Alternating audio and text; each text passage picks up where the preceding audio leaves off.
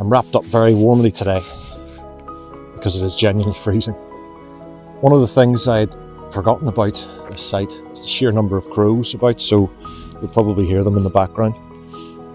Ireland is peppered with early monastic and ruined medieval abbey sites, stones and silence standing together for over 1,000 years. Some, like Nendrum, show unbelievable feats of engineering.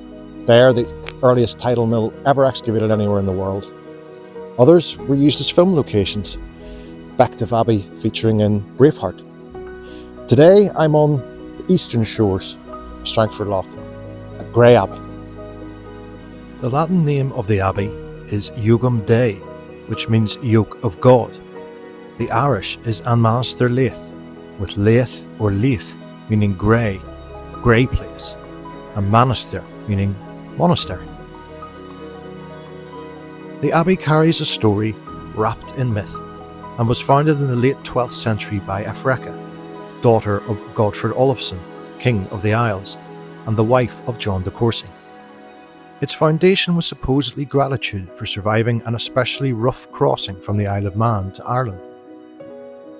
Whatever the truth in that, it remains unique as the only Cistercian foundation in Ireland established by a female patron.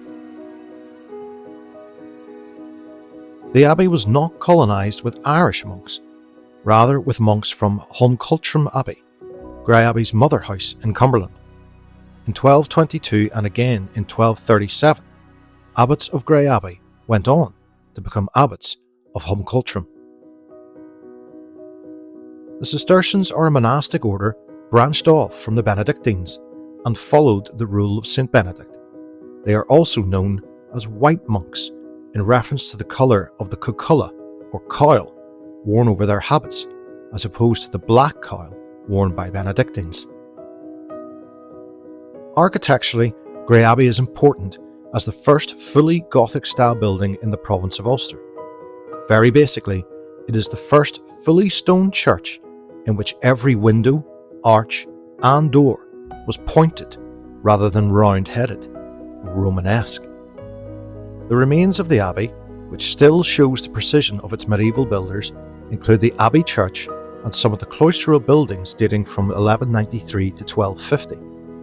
The inimitable Harold Leask argued that the architecture and styling of the abbey door, which is not a later insertion, suggests that this area at least was finished by 1220. The original plan of the monastery can be followed with ease through foundations and earthworks, with foundations at these sites almost sketching out a map of daily monastic life. The abbot's seat has been preserved. It is fitted inside a pointed arch and flanked by detached colonnettes. Corbel tables are also a rarity in Ireland, but the Cistercians can boast two of them, one at Tintern and one at Greyabbey.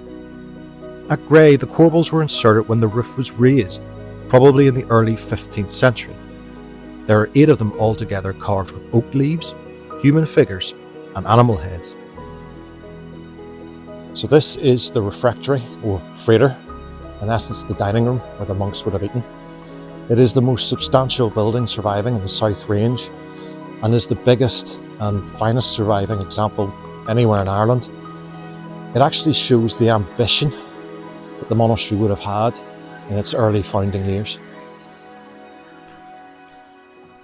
The Cistercians were master engineers and managers of water, and when examining the LiDAR imagery, you can clearly trace the remnants of a river that would have run very close to the site, presumably used as a water source.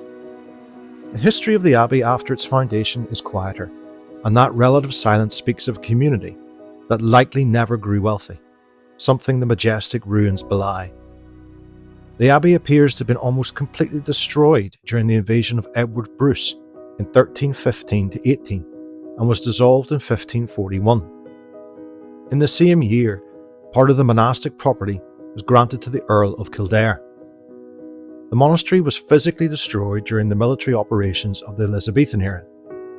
In 1572, Brian O'Neill burnt Greyabbey in order to stop it being used as a refuge for English colonists trying to settle in the Irish Peninsula.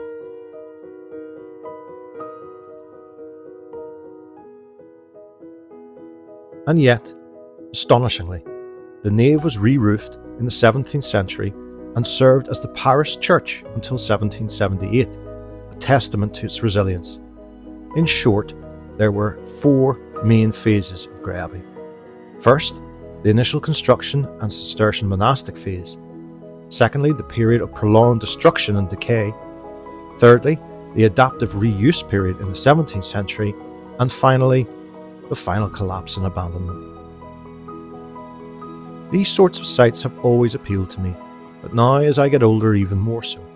They offer peace and an anchoring to the past that I find reassuring. It may be escapism, but it's a kind I'm grateful for.